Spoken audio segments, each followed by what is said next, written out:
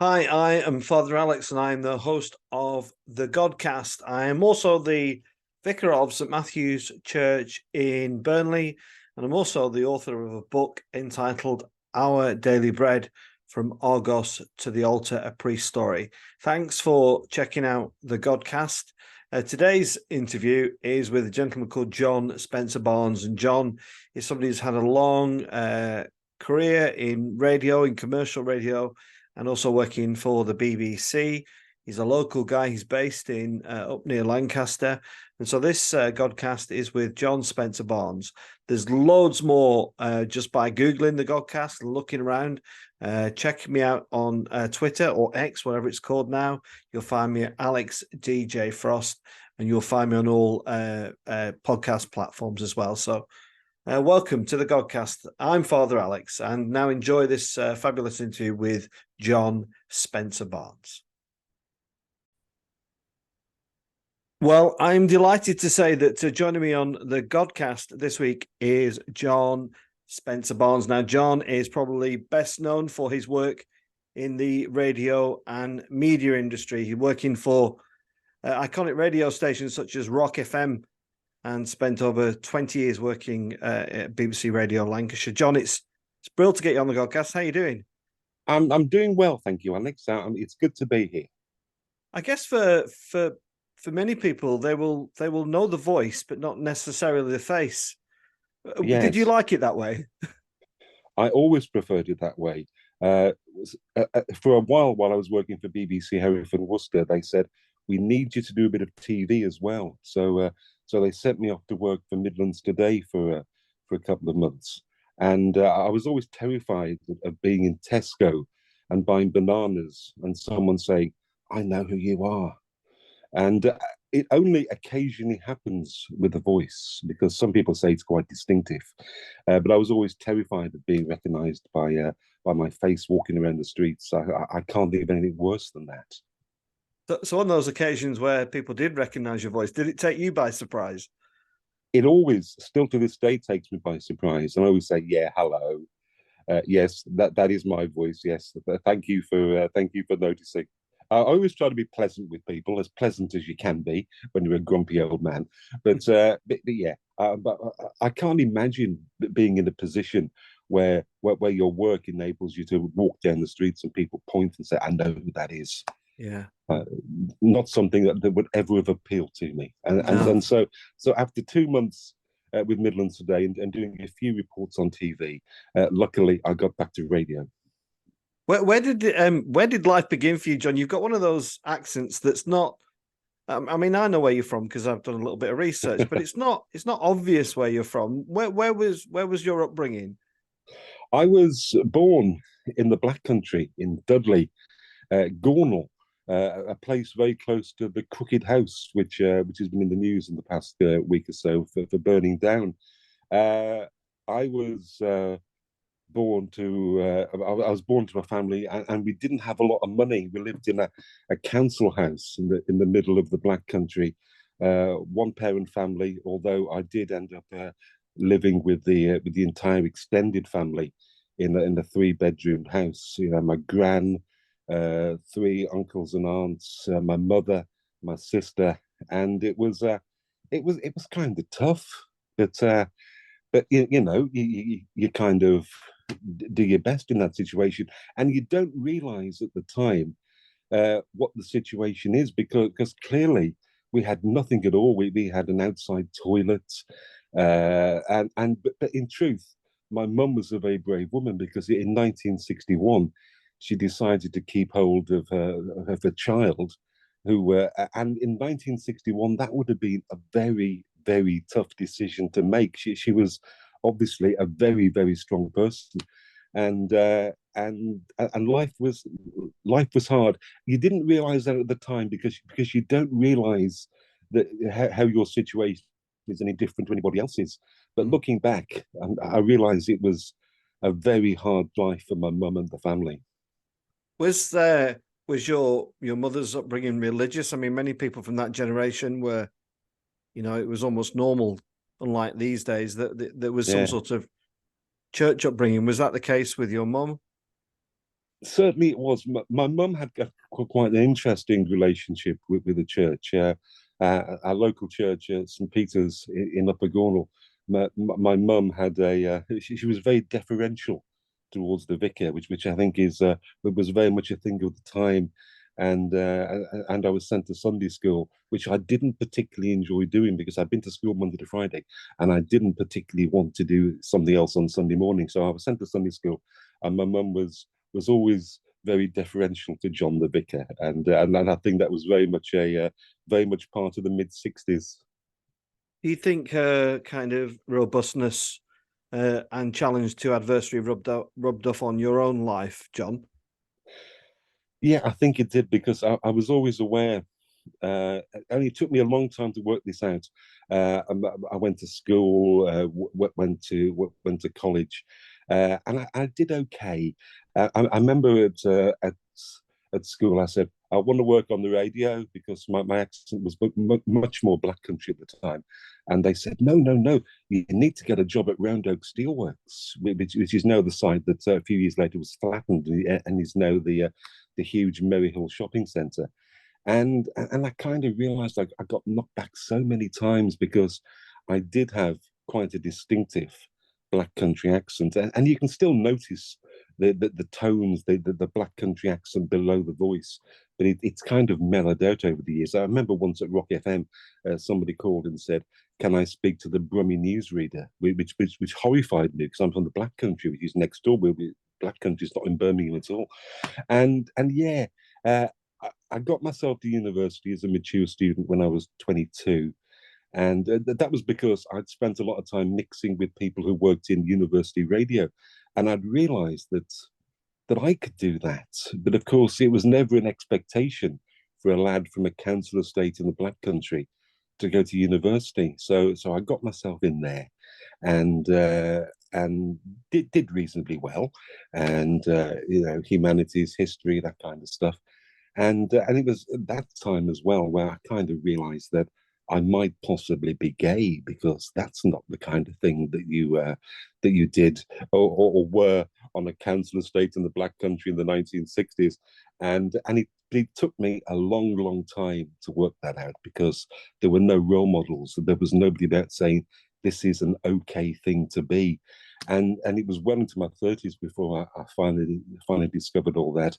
I kind of thought I had no interest in relationships, and because I wasn't attracted to women, I had a kind of vague feeling and a vague interest in men. But it wasn't until my 30s that I worked that out. And but now I've been with my husband for 25 years, and we're extraordinarily happy.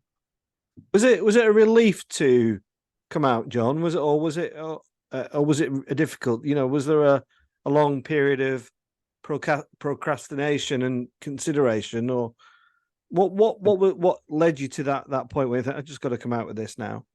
Well, to be honest, it was well into the 1990s because I'd spent all this time. I had loads of friends, and I remember the managing director at Rock FM. She said to me, "There's a lovely lady here who would do just right for you." And I thought, well, I'm not really into that. But I hadn't worked out I was gay. I was in my mid-30s. It still didn't make sense to me.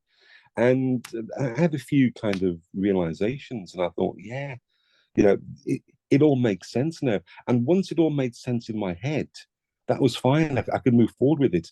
And I know people have, straight people, gay people. Often it can take them a long time to find the love of their life. But I was extraordinarily lucky in that I met my husband, a Burnley boy. We met in Burnley, and 25 years later, we're still together. And Dave was my first and only love. It's extraordinary.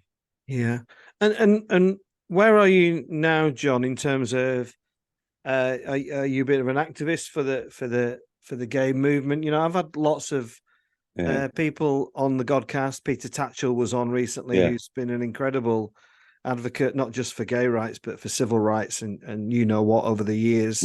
I wonder how somebody like you looks upon the church. You know, I'm part of the Church of England, and we've been battling away over the last year quite terribly, really, about whether we should be blessing same-sex relationships. And as an inclusive priest, I've been shouting from the rooftops to advocate that. But somebody on the outside of the church, John, does it matter what the church thinks or does?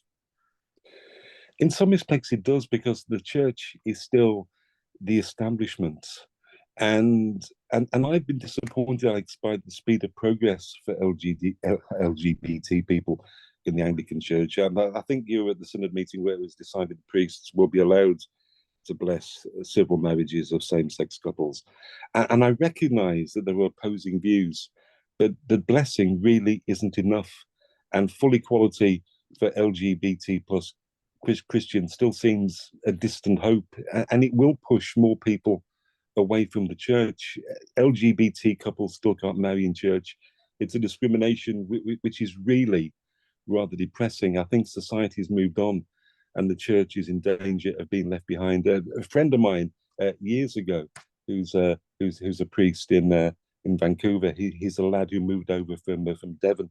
He said, next time you're in Vancouver, he said, I'm going to give you a blessing in the church. But sadly, the past few years, what with travel and COVID, I didn't get there. But next time I'm in Vancouver, I shall take up his very kind offer. That's really interesting. I only know one priest in Vancouver, and that's Reverend Michael Corrin. It's not the same person, is it? It's not, no. Oh, well, there we go. It's not. But I think you and my friend in Vancouver would get on very well. Well, maybe that's a conversation that we could explore, definitely. So, well, thanks for your comments on that, John. I think it's important for people in the church to hear that. Let's just go back to the radio stuff. I mean, I've loved radio all my life. I still love it. And now it's very difficult for me to kind of be loyal to a radio station because there's so much good quality radio around now. But when you were exploring that, what was the kind of general response? Because I do think that when you say you want to go into radio, it's a bit like saying I want to be a magician, isn't it? Or I want to be a stand-up comedian. Was it a difficult pathway for you? It was, because certainly if you listen to the radio these days, you'll hear all kinds of accents from all around the country. It's almost a guarantee that you need some kind of regional accent before you can get onto radio and TV these days. But certainly in the 80s, that wasn't the case. And I remember doing some work experience at BBC WM in Birmingham. And the lady who was running programs said to me, John, you'll never work for the BBC. You're far too black country. And I thought, thank you very much, bearing in mind that I live in the area that you're broadcasting to. So it took a long time. I took up all kinds of bits and pieces. I ended up working freelance for an experimental BBC station in Birmingham, WM Heartlands, which covered the eastern side of Birmingham, an area that has all kinds of social problems, and which in some respects was a great way to move forward, because I always said that my role as a broadcaster and journalist is to amplify the voices of those who are misunderstood, unheard, abused, marginalized, and that was a great grounding in doing that. From there, from a contact I made in East Birmingham, I went to run a radio station in Freetown in Sierra Leone. That was an absolutely extraordinary experience. Came back, went to Sunderland to be the deputy head of news at Weir FM, which was a very small commercial radio station in Wearside. While I was there, we won the Sony Gold Award for Station of the Year. From there, I went on to run Radio Maldwyn in Mid Wales, which was great because I picked up a lot more Welsh. I wish I could speak Welsh better. Last month, it was the 30th anniversary, or what would have been the 30th anniversary of Radio Maldwyn. So we all got together back in Mid Wales and a chance to try and speak a bit more Welsh again. I'm very rusty. And from there up to Rock FM. So it's been an extraordinary journey in some respects. Do you? I mean, obviously, Rock FM and Radio Lancashire are two different kind of platforms, really, aren't they? What was the joy of working for a commercial radio station such as Rock FM? Was there more freedom in that role? Well, I always wanted to work for commercial radio, because some people a bit older than me were obsessed with the pirates. They're obsessed with Radio Caroline and Radio London, and the first commercial presenters I got to know quite well, they were obsessed with the pirates, and some of them had started on the pirates. But to me, it never resonated because I'm a little bit too young. But it was BRMB in Birmingham and Beacon Radio in Wolverhampton, which came on air in 1976. I was 14, and it blew my tiny mind because it was just extraordinary. With extraordinary presenters, extraordinary presentation style that didn't really sound mid-Atlantic. It sounded like it was coming from California, and it was broadcasting from Wolverhampton. And I thought, goodness me, I want to do this. So I always wanted to work in commercial radio, and commercial radio is a very cutthroat industry. If you're not staff, at the end of doing a show, someone can tell you, that was your last show today, and a presenter who is very well known in Lancashire would often say to me, JB, there's a cold wind blowing around this building today because, often people could be let go at the drop of a hat. Luckily, at Rock FM, I was staff, which was excellent. It's much harder to get rid of you. But commercial radio certainly is a very cutthroat business. But a lot of the stations I work for, the Chiltern Radio Network in the home counties, and Rock FM, those stations were like families, and we all got on, because you don't make an awful lot of money in commercial radio, but certainly Maldwyn in Mid Wales, Rock FM, Chiltern, it was like a big family. Rock FM was a big family. And a lot of the people there, they are still, it's almost 30 years since I came to Lancashire to work at Rock FM. And a lot of those people there are still my friends, because it was just an extraordinary place to work. In the church, in the centre of Preston, which sadly is no longer the home of the radio station, but it was an extraordinary place to work, extraordinary people. Yeah, and it really took off, didn't it, in Lancashire? It really was a successful enterprise, if that's the right word for it.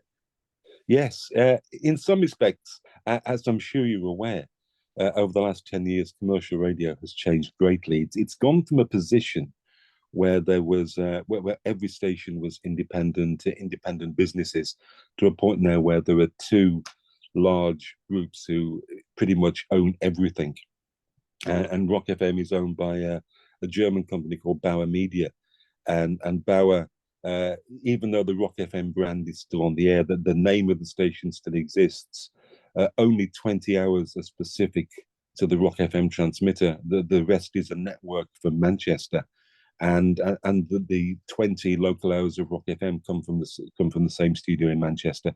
So it's not as local as it was, although certainly the success of Bauer Media and Global, who own companies like LBC and Capital, has shown that maybe the audience wasn't that obsessed with it being local, because commercial radio now has its highest figures that it's ever had. While I was at Rock FM in the mid-90s, commercial radio moved to 51% to 49%, something like that, compared with the BBC. But then the BBC came back, although now commercial radio is ahead of the BBC again. So maybe, even though I mourn the passing of local radio, certainly commercial radio seems to be stronger than it's ever been. Yeah, well, that leads me to my next question. Do you think that's why the BBC has made these? But I'm not quite sure if it's even been finalised yet, John. But there's quite significant changes to local radio afoot. What's your take on all that then? I think, Alex, it's pretty much finalised. From the people I still have contact with within the BBC. And if people don't know, it means that stations like Radio Lancashire will only be local Monday to Friday from 6 a.m. till 2 p.m. The rest of the day in the week, except for sport, will be shared with other stations. And the Late Show, for example, will be national. And I did the Late Show on Radio Lancashire and Radio Manchester for 10 years. And I think that is a really huge disappointment, because late at night, you build very real connections with the audience. You're talking to people who are on their own, who may have nobody else, and for whom radio really is a friend and a lifeline. And that is the time of night that the people have real connections with radio. During daytime, people kind of listen. It's in the background, but late at night, you're making a real decision to listen to the radio. And I think a national late show on BBC local radio covering everywhere from Berwick-upon-Tweed to the Channel Islands is a huge mistake. Mm-hmm. And I think the daytimes where all around the country, trusted voices are being lost from BBC local radio because they haven't made the cut. I think the way that the BBC has gone about this and making people reapply for the jobs has been appalling and appallingly managed. And there were some stations like Radio Gloucestershire where every presenter was unsuccessful in gaining a job, and their new station presenters will come from elsewhere. Yeah. It's a huge mistake, and it's a huge mistake to the localization and to the community of BBC local radio. Yeah, I think that's really interesting by what you say. I mean, in church we have people of a certain demographic and a certain vintage, like ourselves, and I know that by speaking to them for a lot of those people, local radio is where it's at, and quite often I'll pop up on Radio Lancashire and somebody, the amount of people that say I heard you always surprises me, but maybe it shouldn't, because for them it is a bit of a lifeline, it's a bit of a relationship, and there's a familiarity with the presenters, and I wonder if you think, I mean, I don't know if ageist is the right word, but I wonder if there's a bit of a disregard for elder listeners and elder people in our community at the moment. What do you think? As I get older, Alex, and astonishingly, I've recently hit 60, which is amazing. I know I don't look it, but it's but you actually don't think that you're old. I don't think I'm old. Yeah. I was writing websites 25 years ago. So yes, I do know how to use the internet, I may look old, I may have a big white beard, but I may look like Santa. But, in my head, I'm 25. And just because I happen to be just over 60 now, I do know how to do those things. And I think people kind of ignore the life experience of older people. And I think that's the thing of youth, because I know when I was in my teens, the old people, but then again, back in the 60s and 70s, my uncles who'd worked down the pit and in an aluminium factory, they were old men at 40, and I don't think that's the case these days. But maybe younger people don't realise that. Yeah, and now, John, you've moved away from it, and I know you do occasional presenting, freelancing. Do you miss the regularity of it? Do you know, I thought I would. I thought that my identity was so tied in to being on the radio that it would completely unravel me. But it turns out it doesn't, and it didn't, because now I get to spend all day with my best friend. We can go for long walks along the canal. I can do the odd bit of work that I want. Taking voluntary redundancy at 59 was the best thing I ever did. And lots of walks, it means I've lost 5 stone this year. And I know you might say, goodness me, you're big enough as you are, John. But 5 stone heavier than this was not a good thing at all. So today we'll go up to Carnforth, have a long walk along the canal of Carnforth, do a bit of shopping. And I can do what I like. I've gone back to pretty much what I did in my degree in terms of history, and I'm doing various historical projects, doing some work as a performance historian, doing some work at Samlesbury Hall, and that's fantastic. I can work when I want to, and I'm very lucky. Voluntary redundancy enabled me to pretty much, be secure for the next few years, and that's all that you can really want, all that you can hope for.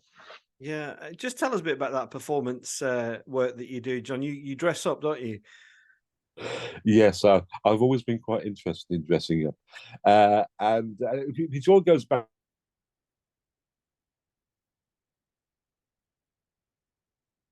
where you go around the country and doing battle reenactments. And we stopped again there, didn't we? I've always quite enjoyed. I loved doing reenactments, and now since I've stopped doing as much radio, I've gone back to it and doing a bit more history, a bit back to my roots, doing a few bits at Samlesbury Hall, and if anybody wants to hire somebody who can dress up in 16th and 17th century garb or a little bit more modern as well in some respects, then I am your man. Johnny, it's been lovely talking to you, and I'm sure there'll be people out there who very much miss your dulcet tones on the radio. And they will enjoy this catch up to check in and see that you're doing well, and you've lost a bit of timber, and you seem very happy. Are you still a fan of the radio? Do you have a choice, a radio station of choice these days? I'm not quite as obsessed with radio as I was when I was a teenager, when I would listen. People said they listened to Radio Luxembourg, under the pillow, and I did a bit of that. I would stay up to the early hours of the morning listening to radio, listening to people, and getting to understand what radio was like and how you could do it, and trying to work out how to get rid of my black country accent so I could do it myself. So yeah, I still listen to a lot of radio. My husband is obsessed with James and Sheila on LBC, so I pretty much have little choice during the day anyway. Yeah, it is great. I'm a big fan of Sheila Fogarty, but I'm a bit of a sports fan as well. So I do float around the channels, But yeah, well, John, it's been great. Lovely to meet you. Lovely to talk to you. Thank you for your contribution to the world of radio. It is a platform that I've loved all my life and listened to you many times. And really appreciate your time and coming on the Godcast. Thank you. And you survived, Alex. You survived listening to the show. God bless. God bless.